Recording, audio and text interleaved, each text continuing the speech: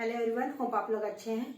Welcome to Mamta classes. आज हम लोग बहुत ही इंटरेस्टिंग चैप्टर शुरू करने जा रहे हैं और ये 11th में आपका बेस होगा फॉर 12th। ये चैप्टर अगर 11th में आप अच्छे से समझ जाते हैं तो 12th में आपको कोई प्रॉब्लम नहीं आएगी।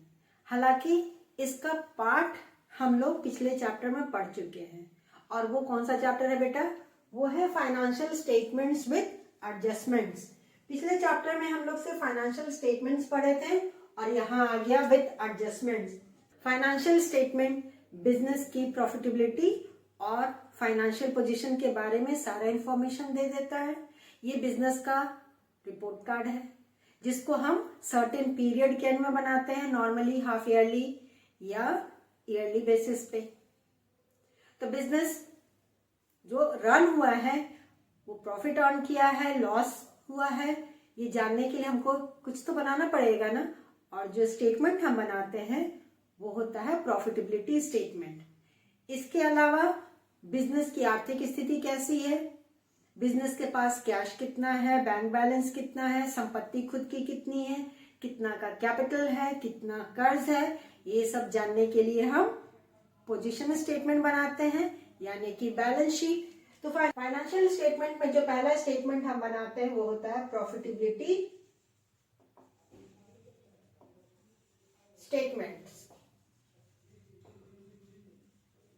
ये बिजनेस की प्रॉफिटेबिलिटी के बारे में बताता है कि प्रॉफिट हुआ है बिजनेस को कि लॉस हुआ है।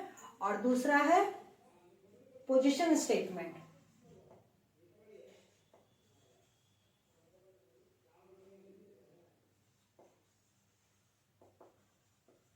यानी कि बिजनेस का फाइनेंशियल पोजीशन कैसा है। प्रॉफिटेबिलिटी स्टेटमेंट पे हम लोग दो अकाउंट प्रिपेयर करते हैं। पिछले चैप्टर में हमने डिटेल में समझाया है। पहला है ट्रेडिंग अकाउंट और दूसरा है प्रॉफिट एंड लॉस अकाउंट।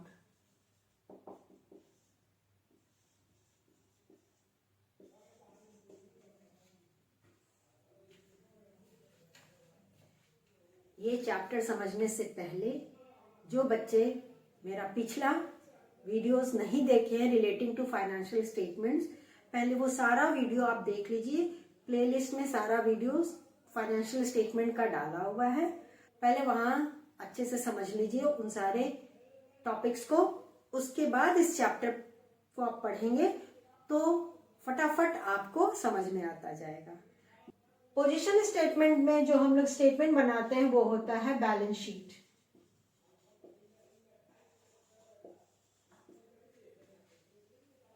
ये दोनों जो अकाउंट है बेटा हमको पर्टिकुलर पीरियड का इंफॉर्मेशन देता है।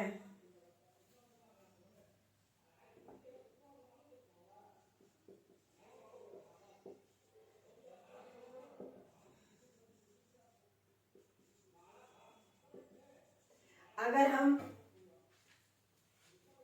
Trading and profit and loss account बना रहे हैं फॉर द ईयर एंडिंग 31 मार्च 2023 तो सारा इंफॉर्मेशन कहां से शुरू होगा? इसमें पूरा एक साल का कंप्लीट पिक्चर ये हमको पोर्ट्रे करेगा।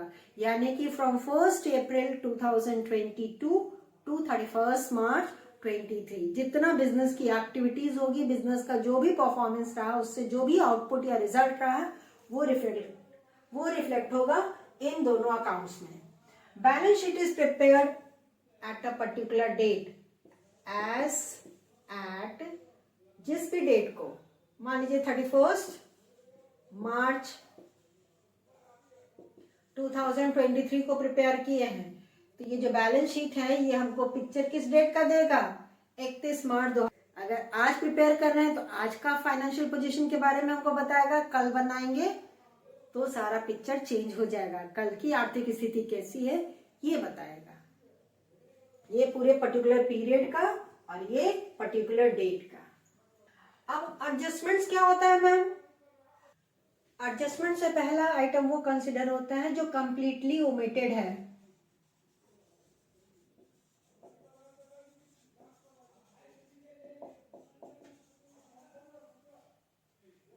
कंप्लीटली ओमिटेड का मतलब है वो ट्रांजैक्शन जो कहीं भी रिकॉर्ड नहीं हुआ है, पूरा छूटा हुआ है। दूसरा उस आइटम का एडजस्टमेंट करते हैं जो पार्टली रिकॉर्डेड है।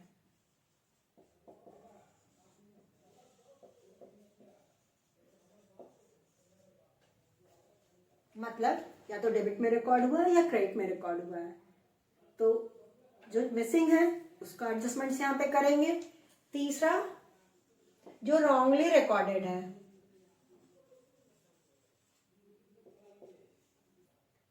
रॉन्गली रिकॉर्डेड का मतलब आइटम या तो कम रिकॉर्ड हो गया है या ज्यादा रिकॉर्ड हो गया है, गलत साइड में रिकॉर्ड हो गया है, तो उसकी भी एडजस्टमेंट हम यहाँ पे कर देंगे।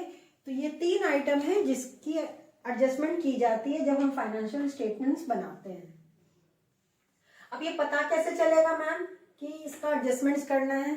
बहुत सिंपल सा ट्रिक। जो आइटम ट्रायल बैलेंस में दिया रहता है वो सिर्फ एक जगह ही रिकॉर्ड होता है, या तो प्रॉफिटेबिलिटी स्टेटमेंट में, या इसको इनकम स्टेटमेंट भी बोलते हैं। या तो प्रॉफिटेबिलिटी या इनकम स्टेटमेंट में रिकॉर्ड होगा, या पोजीशन स्टेटमेंट या बैलेंस शीट में। ठीक है, लेकिन वो आइटम्स जो एडजस्टमेंट्स में दिया है, यानी कि ट्रायल बैलेंस में नहीं दिया है, ट्रायल बैलेंस के बाहर दिया है, ट्रायल बैलेंस के नॉर्मली नीचे दिया रहता है, उसको एडजस्टमेंट्स के रूप में कंसिडर किया जाता है। और वो 2 जगह रिकॉर्ड होता है, एक बार प्रॉफिटेबिलिटी स्टेटमेंट में प्लस बैलेंस शीट में, दोनों जगह। यानी कि इसका क्या कॉम्बिनेशन हो सकता है बेटा? Trading account plus balance sheet. दूसरा हो सकता है profit and loss account plus balance sheet. Balance sheet में तो जाना ही जाना है। और थर्ड जो रेयर केस में होता है, trading account plus profit and loss account plus balance sheet. तो बैलेंस शीट में आप स्किप ही नहीं कर सकते। जहां एडजस्टमेंट देखिए तुरंत दिमाग में अलार्म बजना चाहिए कि ये बैलेंस शीट में तो जाएगा ही जाएगा। साथ में और ध्यान देना होगा कि ट्रेडिंग में जाएगा, कि प्रॉफिट एंड लॉस अकाउंट में जाएगा, कि trading profit and loss account दोनों में जाएगा। अब एडजस्टमेंट क्यों करना पड़ता है मैम? अगर हम एडजस्टमेंट नहीं करेंगे तो ये जो दोनों स्टेटमेंट बनाए हैं ये हमको सही सही पिक्चर बिजनेस का नहीं देगा। तो in order to know the true and fair view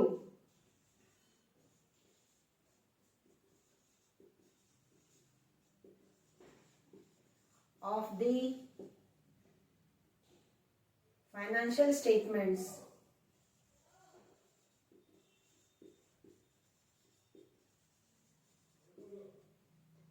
financial statement का ट्रू एंड फेयर व्यू जानने के लिए ही हम एडजस्टमेंट्स करते हैं। सपोज कीजिए, बहुत सिंपल सा चीज हम समझाने की कोशिश कर रहे हैं। हम अपना अकाउंट्स प्रिपेयर कर रहे हैं from 1st April 2022 to 31st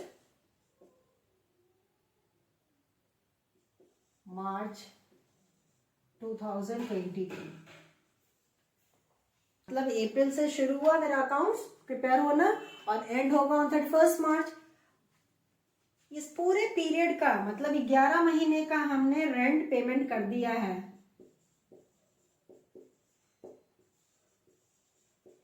लेकिन जो मार्च का है, ये मार्च का महीना है, 1 मंथ का रेंट अभी ड्यू है, अभी पेमेंट हम नहीं की है।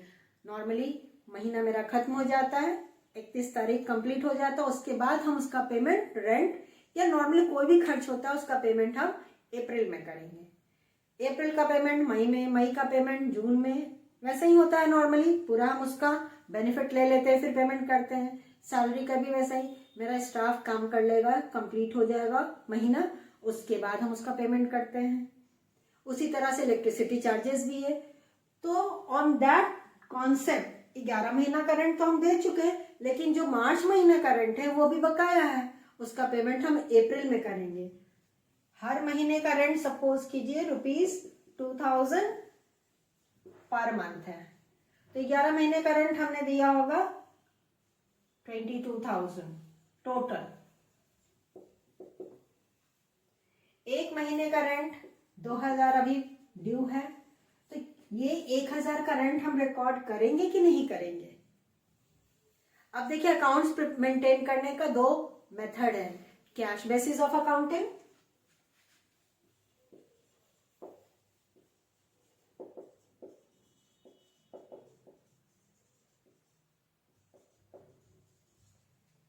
ये पहला है, और दूसरा अक्रूवल बेसिस।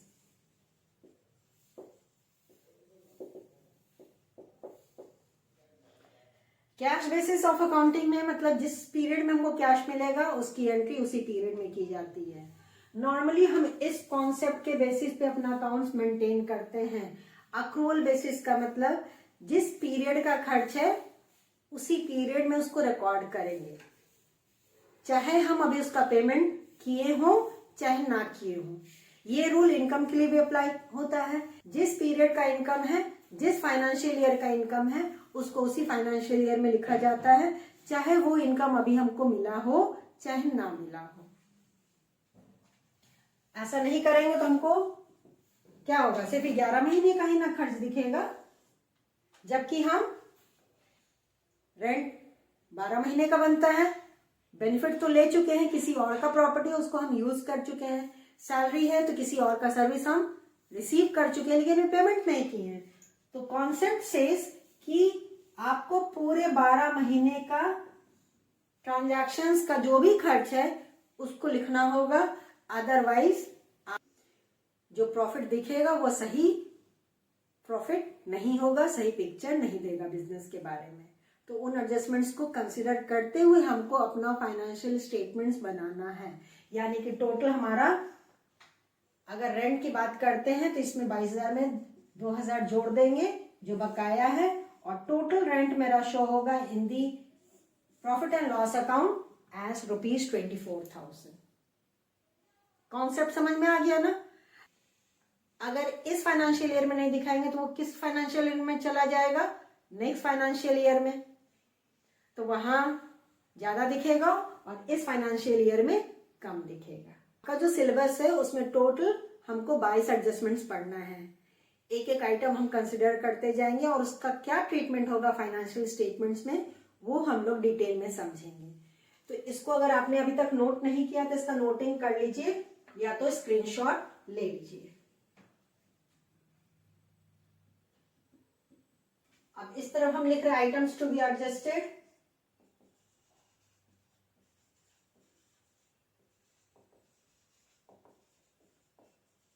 और इस तरफ लिख रहे हैं अकाउंटिंग ट्रीटमेंट, मतलब कहां जाएगा, किस स्टेटमेंट में जाएगा और क्या ट्रीटमेंट होगा। ट्रीटमेंट सिंपल, या तो ऐड होगा या लेस होगा।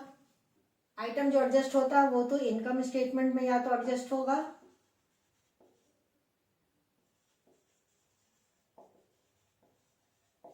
मतलब ट्रेडिंग और प्रॉफिट एंड लॉस अकाउंट, एक जगह तो यहां पे और दूसरा साथ में बैलेंस शीट। बैलेंस शीट में भी एडजस्टमेंट करना ही पड़ता है। तो सबसे पहला हम आइटम कंसिडर कर रहे हैं क्लोजिंग स्टॉक।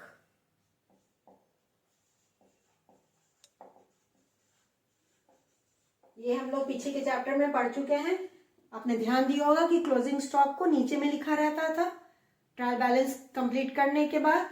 तो क्लोजिंग स्टॉक वो स्टॉक है, वो माल है जो अभी बिका नहीं है, तो उसकी एंट्री हम, पहला ऊपर चला गया क्या ये,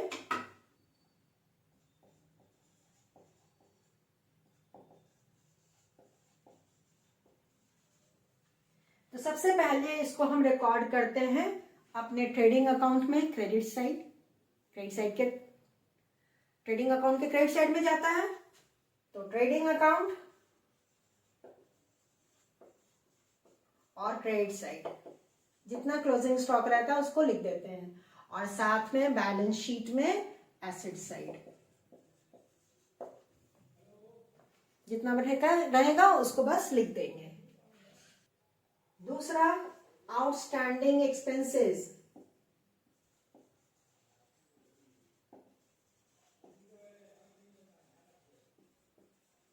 आउटस्टैंडिंग एक्सपेंसेस मतलब expenses due but not paid. खर्च ड्यू तो हो चुका है लेकिन अभी हमने पेमेंट नहीं किया। जस्ट जो हमने अभी समझाया था, मार्च का रेंट ड्यू हो चुका है, 31 मार्च खत्म हो चुका है, लेकिन उसका पेमेंट अगर हम नहीं किए हैं तो वो मेरे लिए आउटस्टैंडिंग एक्सपेंस है। तो जिस अकाउंट से रिलेटेड एक्सपेंस रहता है उसको उसी अकाउंट में ऐड कर देते हैं। अगर वेजेस है तो वो तो ट्रेडिंग में जाता है, तो ट्रेडिंग अकाउंट में शो करेंगे। प्रॉफिट एंड लॉस अकाउंट से रिलेटेड कोई खर्च है तो उसको उसमें ऐड कर देंगे। तो सिंपल इसका ट्रीटमेंट बेटा, एक्सपेंसेस में और एक्सपेंसेस डेबिट साइड जाता है, ऐड। सपोज कीजिए हमारा रेंट बकाया था। This is the format of profit and loss account. जो भी हमने पिछला एग्जांपल लिया था बस उसी को कंसिडर कर रहा है। तो रेंट 22,000, इसमें ऐड कर देंगे आउटस्टैंडिंग 2,000, ऐड करके अमाउंट कॉलम में हम टोटल शो करेंगे 24,000। तो this is the profit and loss account, क्योंकि रेंट हमारा प्रॉफिट एंड लॉस अकाउंट का आइटम होता है। अगर वेजेस बकाया रहता है तो ट्रेडिंग अकाउंट में जाता है, डेबिट साइड, वेजेस में ऐड कर देंगे। सैलरी बकाया है तो सैलरी में ऐड कर देंगे। तो ये हमारा सिंपल सा ट्रीटमेंट है। और जो खर्च बकाया है बिजनेस के लिए, लायबिलिटी है, तो बैलेंस शीट में लायबिलिटी साइड, बैलेंस शीट बना लीजिए और लायबिलिटी साइड जो भी खर्च है, this is the format of balance sheet. मान लीजिए आउटस्टैंडिंग रेंट है तो जितना बकाया खर्च था वही जाएगा 2,000। सैलरी बकाया 5,000 तो आउटस्टैंडिंग सैलरी 5,000। वेजेस बकाया, आउटस्टैंडिंग वेजेस 1,000 है तो 1,000। तो इस तरह से बस आपको liability, this is the liability side ना, and this is the asset side. Liability side आपको बैलेंस शीट में जस्ट उस आइटम को शो कर देना है। Understood? So this is the profit and loss account. To salary, total 65,000 payment की है और एडजस्टमेंट बोल रहा है 5,000 सैलरी इज प्रीपेड, तो लेस कर देंगे प्रीपेड सैलरी। 5,000 लेस करके अमाउंट कॉलम में 60,000 शो होगा। इस तरह से प्रेजेंट करेंगे। और प्रीपेड सैलरी मेरे लिए एसेट होता है, हमने पेमेंट तो कर दिया है, उसका बेनिफिट हम या सर्विस बाद में रिसीव करेंगे। जिस समय सर्विस रिसीव करेंगे उस समय हमको कुछ भी पेमेंट नहीं करना होगा, तो इसलिए ये मेरे लिए एसेट है। तो इसको बैलेंस शीट में एसेट साइड शो कर देंगे। बैलेंस शीट है, इसमें प्रीपेड सैलरी कितना दिखाएंगे, जितना प्रीपेड है हमारा। टोटल 65,000 नहीं, 60,000 नहीं, जितना एडजस्टमेंट्स में आइटम दिया रहेगा वही अमाउंट जाएगा। तो बैलेंस शीट में it will appear on the asset side.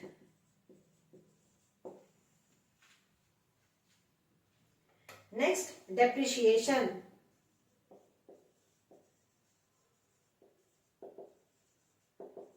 Depreciation is the reduction in the value of tangible fixed assets. Fix assets जो हमारा टेंजिबल होता है उसका वैल्यू घटता है।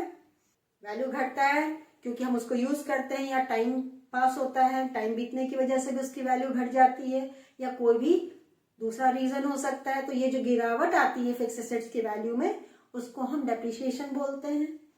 अब ये डेप्रिशिएशन पीएल का आइटम होता है और पीएल के आइटम में इसको हम डेबिट साइड शो करेंगे।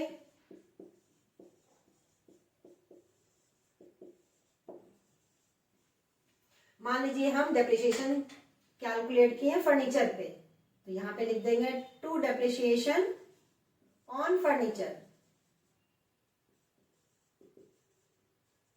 और 10,000 अगर चार्ज किए हैं तो 10,000। अब साथ में एसेट साइड जाएगा, तो एसेट में जाएगा और जिस एसेट पे ये डेप्रिसिएशन चार्ज किए हैं उसमें से लेस कर देंगे, एसेट में से माइनस कर देंगे डेप्रिसिएशन। जैसे ये बैलेंस शीट है, फर्नीचर हमने शो किया, एसेट साइड 1 लाख था और डेप्रिसिएशन कितना चार्ज किए हैं 10,000, लेस डेप्रिसिएशन 10,000, लेस करके अमाउंट कॉलम में हम जो अमाउंट शो करेंगे वो होगा 90,000। तो पर्टिकुलर एसेट जिस पे डेप्ट चार्ज हुआ है उसमें से डेप्रिसिएशन का अमाउंट लेस कर देते हैं। Asset side depreciation minus from specified asset.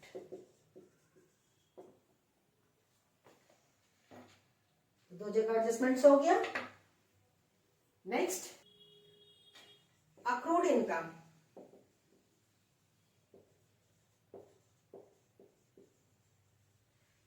मतलब due but not received.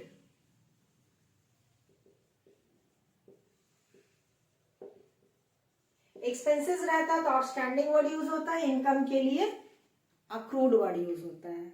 Income due तो हो चुका है लेकिन मिला नहीं है, ये दिसंबर का महीना है, अगर दिसंबर का फी हमको नहीं मिलता है तो वो दिसंबर मंथ के लिए क्या हो जाएगा अक्रूड इनकम, क्योंकि वो हमको रिसीव करना है, मिला नहीं है तो अक्रूड हो गया। तो ये पीएल में ही जाएगा क्योंकि जितना इनकम होता है उसको हम प्रॉफिट एंड लॉस अकाउंट में शो करते हैं। ट्रेडिंग में तो सिर्फ सेल्स जाता है जो कि मेरा रेवेन्यू है और क्लोजिंग स्टॉक जाता है, उसके अलावा ट्रेडिंग में हम नॉर्मली कोई भी आइटम नहीं लिखते हैं। तो income is always recorded in the profit and loss account and credit side. इसको ऐड करेंगे इनकम में, जिस इनकम का बकाया हमको नहीं मिला है उसमें ऐड कर देंगे। अगर इंटरेस्ट अक्रूड है तो इंटरेस्ट में ऐड हो जाएगा, रेंट अक्रूड है तो रेंट में ऐड हो जाएगा। सपोज कीजिए this is the format of profit and loss account.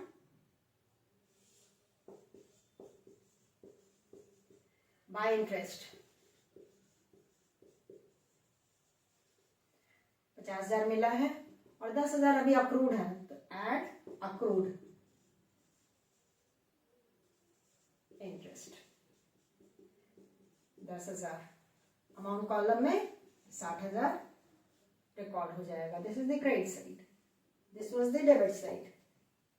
इसलिए जिस इनकम से related it will be added to that income. और फिर बैलेंस शीट में एसेट साइड, क्योंकि ये हमारे लिए रिसीवेबल अमाउंट है, हमारा राइट इसको रिसीव करने के लिए बनता है, तो accrued income on the asset side,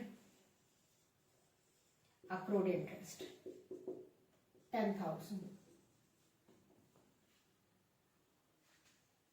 इस तरह से इसको प्रेजेंट कर देंगे। तो एसेट साइड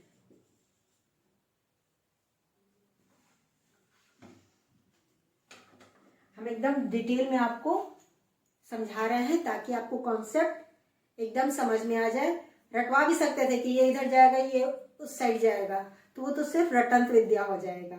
मेरी रिस्पॉन्सिबिलिटी है कि सारा कॉन्सेप्ट आपको समझाना, ताकि अगर आप फ्यूचर में कोई भी कोर्स करें, प्रोफेशनल, वोकेशनल या सिंपल ग्रेजुएशन, वहां पे आपको प्रॉब्लम ना हो। Next on income.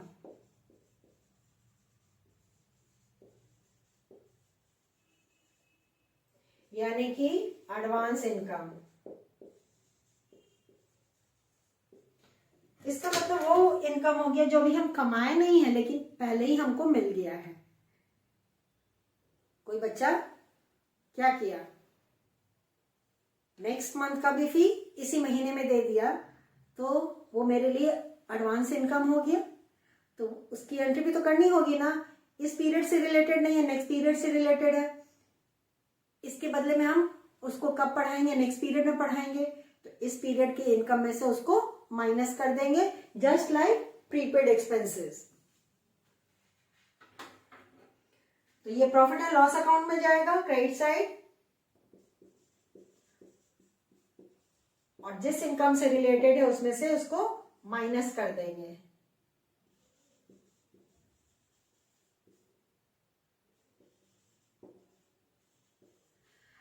अब हमको एडवांस मिल गया तो ये मेरे लिए लायबिलिटी है ना, मेरी जिम्मेदारी है ना उसको पढ़ाना। पैसा तो ले लिए है, ऐसा तो नहीं कि पैसा ले लिया पढ़ाए ना। तो it is a liability for the business. तो बैलेंस शीट में लायबिलिटी साइड।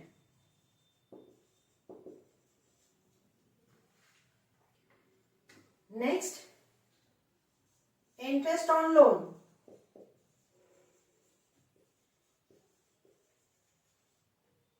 अगर बिजनेस के द्वारा किसी बैंक से या पर्सन से लोन लिया गया है, उसका इंटरेस्ट देना तो बनता है, लेकिन अगर वो अभी तक पेमेंट नहीं किया गया है तो आउटस्टैंडिंग हो गया, it is outstanding interest on loan.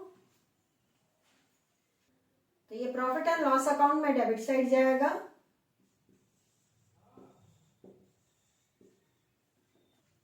ये इंटरेस्ट हमने अभी तक पेमेंट नहीं किया है तो ये मेरे लिए लायबिलिटी है, तो लायबिलिटी साइड। और इसको नॉर्मली या एडेड टू लोन, जितना इंटरेस्ट नहीं दिए हैं वो लोन के अमाउंट में बैलेंस शीट में ऐड हो जाएगा।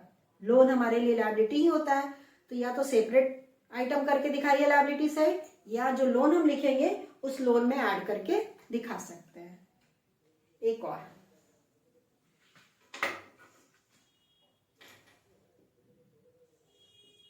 Interest on capital.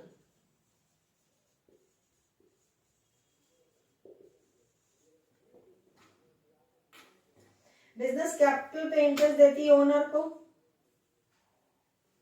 देती है ना। इसका कॉन्सेप्ट क्या है कि अगर ये पैसा जो ओनर का है वो ओनर कहीं और इन्वेस्ट किया होता तो उस पर उसको रिटर्न मिलता है in the form of interest या प्रॉफिट के रूप में। तो बिजनेस में जो पैसा लगाया गया है, बिजनेस ओनर को इंटरेस्ट देती है कैपिटल पे। तो बिजनेस के पॉइंट ऑफ व्यू से ये एक खर्च है, और खर्च होने के नाते इसको प्रॉफिट एंड लॉस अकाउंट में डेबिट साइड शो करेंगे।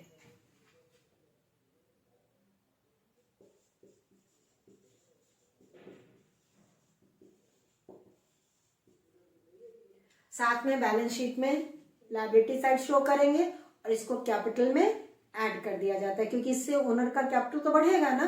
तो बैलेंस शीट में इसको कैपिटल में ऐड करके शो किया जाता है। लायबिलिटी साइड कैपिटल में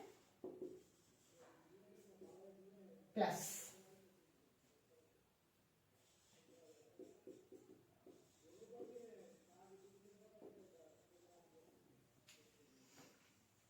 एक और,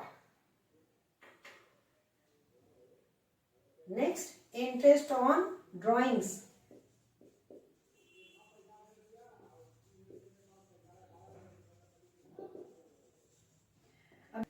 तो अगर बिजनेस से ओनर कुछ निकाला है तो उस पर तो बनता है ना इंटरेस्ट लेना। अब बिजनेस ड्राइंग्स पे इंटरेस्ट लेगी क्योंकि इसका पैसा तो ओनर के पास चला गया है। तो ये जब रिसीव कर रही है, बिजनेस जब इसको रिसीव कर रहा है तो बिजनेस के लिए इनकम हो जाता है। तो प्रॉफिट एंड लॉस अकाउंट में क्रेडिट साइड।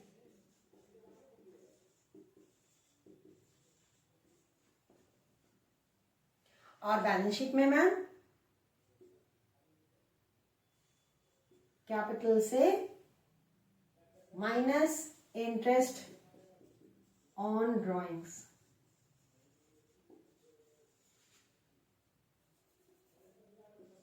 क्योंकि अगर ओनर दिया है तो उसका कैपिटल ड्राइंग्स पे जो इंटरेस्ट दिया गया है ओनर के द्वारा वो घट जाएगा, इसलिए उसको कैपिटल से लेस करके शो करते हैं।